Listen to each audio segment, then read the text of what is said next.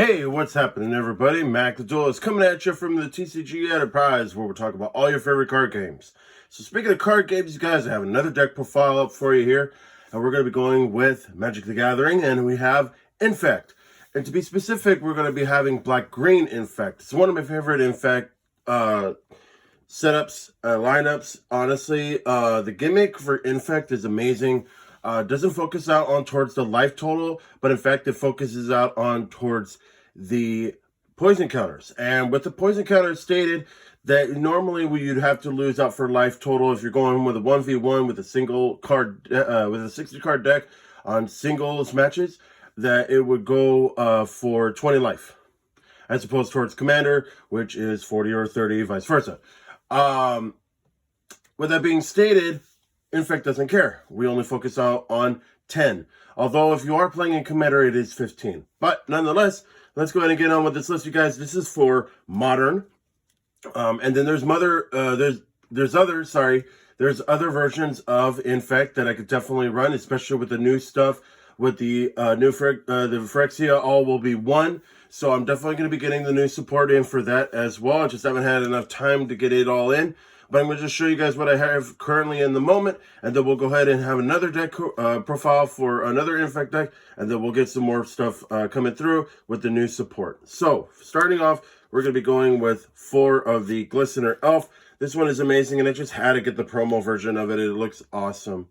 Glistener Elf is a 1-dropper with 1/1, has Infect, so whenever it'll deal out damage, it'll deal damage in the form of -1/-1 counters, and at the same time, poison counters as well. That's also if it ends up coming into contact with your opponent as well. They have to come into contact in order for the effects of the poison counters to resolve.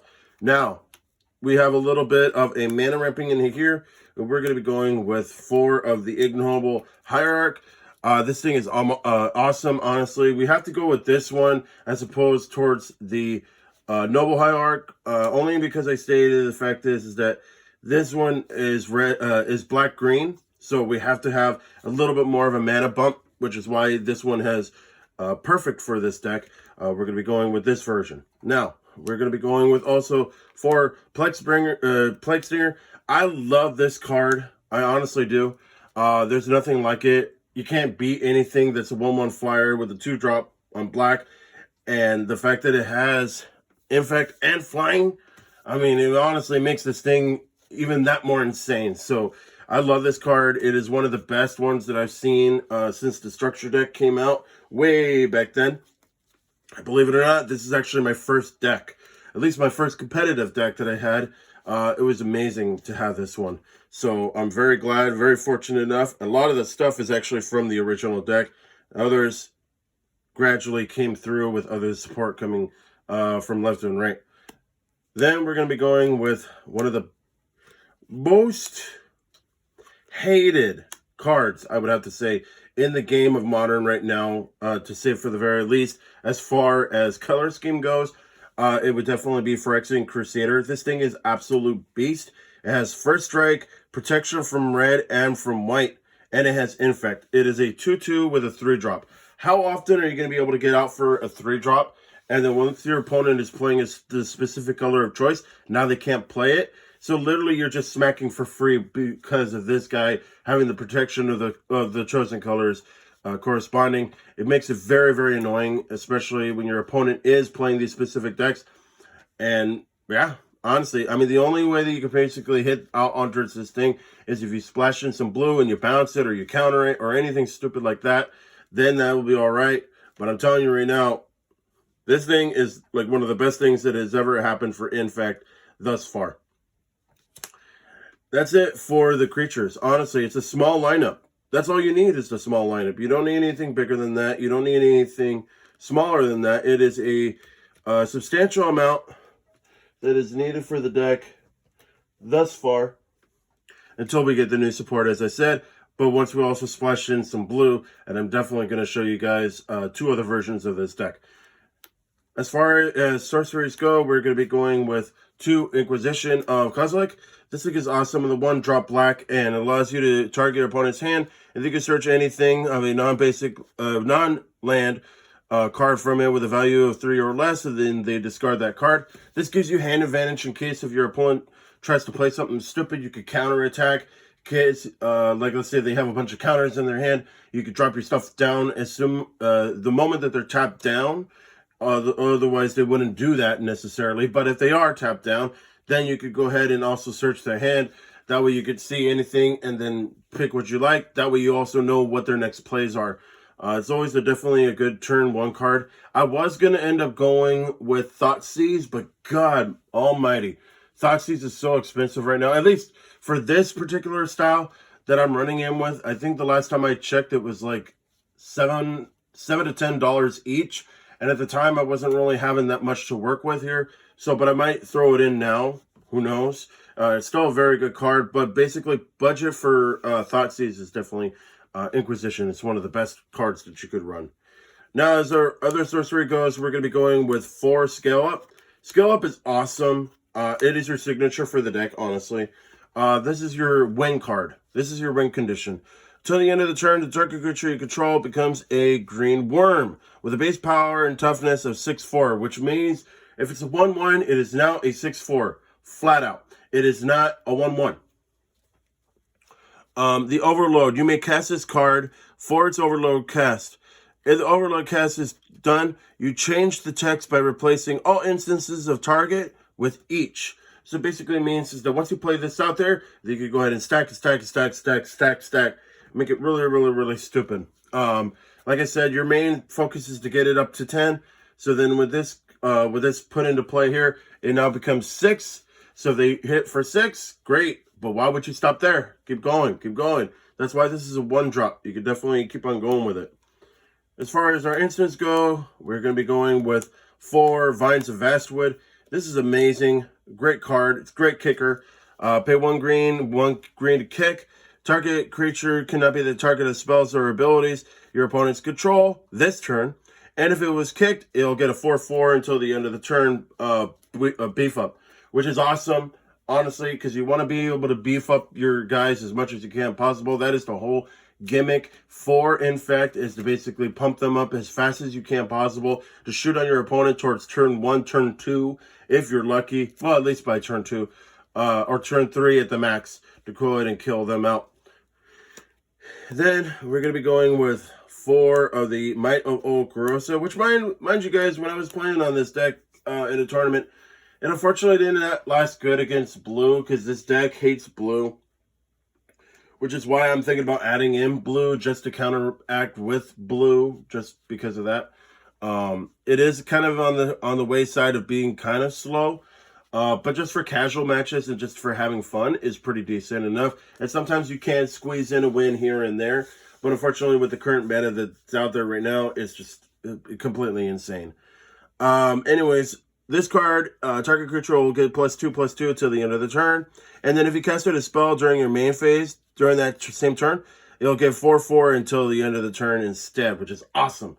That's why you always want to stack up your spells on the stack, so then that way you could utilize for other effects that are also in sequence as of that. Which, mind you, if you have a scale up, if you go out for a Might of Okarosa, you've already won. You've already won flat out. Then we're going to be going with 4 of the Mugenic Growth. This thing is an awesome card. It's colorless, so you don't have to really pay out for much. You could either pay for 2 life, because it has the poison. On the mana cost, you could do poison with paying 2 life, or you could pay for 1 green, and target creature will get +2/+2 until the end of the turn. Because you're an Infect deck, you don't care about your life total. You just focus about hitting out your opponent for poison. So you have more than enough life to spare, which is why you'll go ahead and pay at least a little bit of your life to go ahead and just play this card out, because why not? And if you have the mana available, you could use that towards other spells. Or if you want to use it towards this, you're more than welcome to, but I highly advise against it, only because that you have your life total to work with. But if your life total is too low, I don't recommend doing that. You have other resources like the Ignore Hierarch. You could use that to go ahead and utilize for your spells. Then we're going to be going with 3 of the Blossoming Defense. This card is awesome. Target creature will control will get the +2/+2 and gains hexproof until the end of the turn, which is great. And then we're going to be going with 2 Fatal Push. Destroy target creature if it has converted mana cost 2 or less, which a lot of times it will, especially out on towards startup plays. You have a Revolt. Destroy that creature if it is converted 4 or less. Instead, if a permanent you control left the battlefield this turn. So sometimes in a tight spot, it always definitely does help out. Like I said, with a lot of times with blue, let's say they did have something stupid out, and you could go ahead and play out for a Fatal Push. You'll Fatal Push one of their big guys just because they decided to bring it out by getting rid of one of yours. Finally, we're going to be going with 1, Becoming Immense. I only recommend out for 1. Sometimes people are running more than that. I don't recommend that. It's a 6 cost to play. It has a delve cost, so each card that you exile from your graveyard while casting this spell pays for 1, and target creature will gain +6/+6 until the end of the turn. It is an okay card, but it's highly recommendable that you run more so on towards the side of the scale up than of the Becoming Immense, which is why people only run a couple of those, maybe 1 or 2 at the very most of Becoming Immense. Then on towards our land base is pretty self-explanatory, though people find it kind of controversial. Whatever. I'm running 4 Inkmoth Nexus, which is literally the same Inkmoth Nexus that I got when I first started this. These are all original printings, which is amazing. And honestly, this card is way up in price right now. This thing is way up in the 30s. And if you wanted to get a promo version, it's $40. If you wanted to get an extra version higher than that, it's your choice to do that. But I'm just like, you know.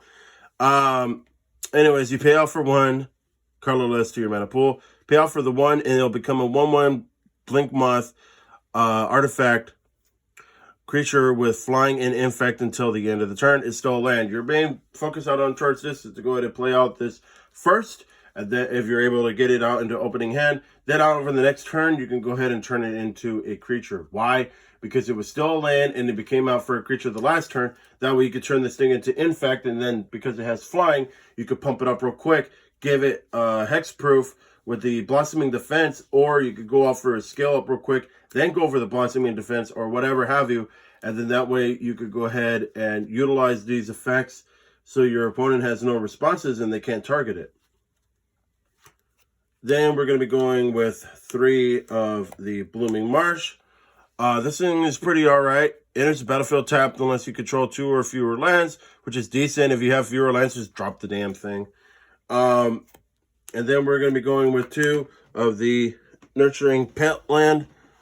Sacrifice it, and then it allows you to go ahead and draw a card, which is decent. Although you do have to pay out for the 1 to do that, and it also gives you 1 pain. We're basically paying 1 for the red, for the black and the green, which is all right. But I don't really recommend running too many of these things, just because it has a tendency to start burning out your life total before you have a chance to use it for your spells. 1 Pendelhaven, target creature, the 1/1 gets +1 and 2 until the end of turn. It's decent. It gives you at least a go play. I'm only running the 1 because I'm also running Yavimaya. Yavimaya, Cradle of Growth. Each land is a forest in addition towards its other land types, which is good because then that way, if your opponent's not really paying out for green, but you need that green going for you, you could definitely use that, especially considering the fact that all of this could turn into a forest, but it also uses the same effects too. So if you wanted to go ahead and stack up on your spells, you don't have enough green resources, that's where this comes in, and that way you could go ahead and push real hard. It's also good towards your opponent. Let's say that if your opponent has stuff out, and you could just say, oh, creatures you control have Forest Walk. Well, then now it basically means that your opponents can't play anything, can't block it because of the fact that they now have their lands turn into forests, which means that they can't be blocked, which is awesome. Then we're going to be going with 2 Overgrown Tomb for your black and your green sources. It's a shock land. Then we're going to be going with 3 of the Verdant Catacombs, which is awesome. This is your searcher. This is your fetch land, and it's definitely worth using. Then we're going to be going with 1 snow-covered swamp, 1 snow-covered forest, one regular forest, and one regular swamp. And that's basically it for the main deck. And then on towards the side deck is a little bit on the wayside, because I've tried to fill up as much as I can possible into it. But unfortunately, I ran out of time, ran out of cards, but that's okay. Anyways, we got a poison counter for you. The poison. You know, the poison for you. The poison made specifically to kill you. The poison. That poison. Yes. I actually got this card on Etsy, and it was awesome to get this card. And I do not regret it on any means. This is basically your poison counter that you receive. And then as far as that goes, we're going to be going with 2 Surgical Extraction. This card is awesome. It could be paid with life or with black. 2 life specifically. Choose target card in a graveyard other than a basic land. Search its owner's graveyard, hand, or library, or hand and library, for any number of cards with the same name as that card, and exile them. Then that player shuffles the deck. The greatest card about the greatest thing about this card, considering, is the fact is that if you're playing against a lot of stuff, especially for red, or you're playing against the stuff for blue or for white, it definitely helps you out into tight spots, especially since you know what they have, especially the reason why this is in the side deck. Let's say that if they're pulling up a bunch of counter spells, well, you can at least get rid of some of the counter spells by playing the Surgical Extraction. Or let's say they're playing a bunch of burn spells that you don't like. You could go ahead and get rid of those. Or if you're playing against a mirror match or however, you already know what the cards are that are lethal in the deck. So you could go ahead and do that just to go ahead and put up for a disruption for them. Then we're going to be going with 2 of the Nihil Spellbomb. It's an alright card, honestly. I know a lot of people are figuring, oh, why don't you run Endurance? Or why don't you... I don't have money for Endurance. I will be perfectly honest with you. And I don't really recommend to running Endurance if you're trying to go a little bit of a budget style. Though, if you want to run it, you're more than welcome to. I don't judge. But in any case, Nihil Spellbomb is awesome. You sacrifice it, exile all cards from target player's graveyard. Then when it is put into the graveyard, you can pay 1 black, and if you do, draw a card. Gives you a little bit of a draw power, which is decent enough to say for the very least. I like it, and I think it's actually pretty good. Then we're going to be going with 1 Grafdigger's Cage. Creatures cards can't enter the battlefield from the graveyards or the libraries, which is good because that happens a lot. Also, players can't cast in the graveyards or in the libraries, which is really good too. It basically means that anything is out for a free shootout cannot be shot out of the deck, which is good. Then we have our remaining lineup for Fatal Pushes. It's always good to have Fatal Pushes. You're always going to need them. So for the very least into tight spots, definitely recommend you guys to running all the Fatal Pushes. Then on the little bit more on the expensive side, which I actually managed to get it, was Force of Vigor. I got it from one of my buddies, so that's actually good. It's a 4-drop instant. If it's not your turn, you may exile a green card from your hand rather than playing this card's mana cost, and allows you to go ahead and destroy up to 2 target artifacts and or enchantments. The great thing about this is that there's a lot of enchantments out there right now in Modern, and there's a lot of artifacts, to say for the very least, if they're running out for Tron or any other gimmick like that. It's definitely good to go ahead and go for this card, especially since it starts up disruption plays towards your opponent. That way they don't have much out for playing. Then we have 2 Spellskite, because Spellskite, it's good. Yeah, I don't necessarily have to use it out for the blue, but I can in my other deck for it. But anyways, it allows you to target spell or ability to Spellskite, so it allows you to protect your creatures and have bypass and go towards this, which is good. That way it allows them to go ahead and stay for 1 more turn, and to stay for the very least, or at least have some means of protection, so then that way they can bypass through and hit your opponent, which is great. And then finally, one of the best choices that I saw that was actually recommended to me by one of the guys at my local card shop that I go to is Choke. Islands do not tap during their controllers untap phases. If you are playing against blue, this is an ideal card to have. And I'm telling you the reason why.